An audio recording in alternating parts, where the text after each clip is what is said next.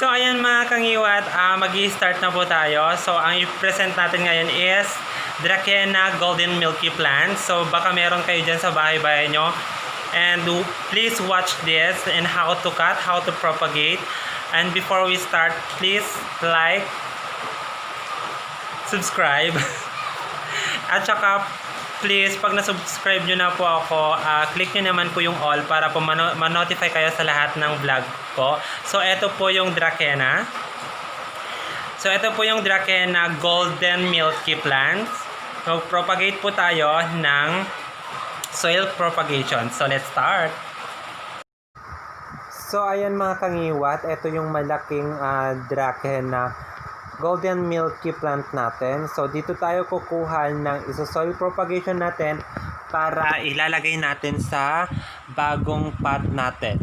So, ikakat lang natin dito mismo sa baba tayo kukuha para mas matigas or old na yung stem na kukuhanan natin at possible na mabubuhay talaga yung Dracaena Golden Milky plants natin. So, ikakat lang natin siya ng ganyan. Any kind of cut naman po, basta okay yung pagkakat niya. Hindi masisira yung mismong mother plant niya. So, marami siyang mga pwedeng i-cut na stem dito. So, ito na lang yung mga ikakat natin. Ayan. So, ito yung mga maliliit na stem niya. So, dito tayo mismo sa mother plant kumuha. So, ito yung mga nakat natin, guys. Ito yung ire-repat natin or isa soil propagation natin para sa bagong pot natin. Let's start.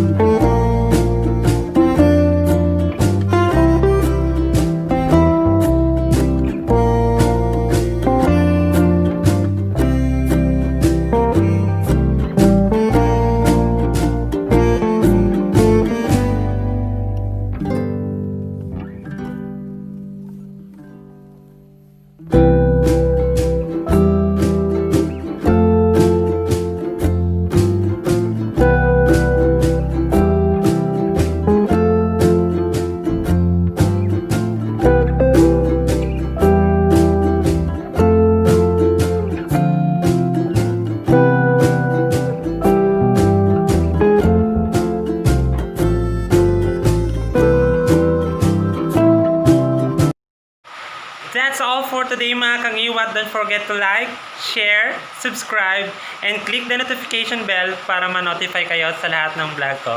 Bye-bye!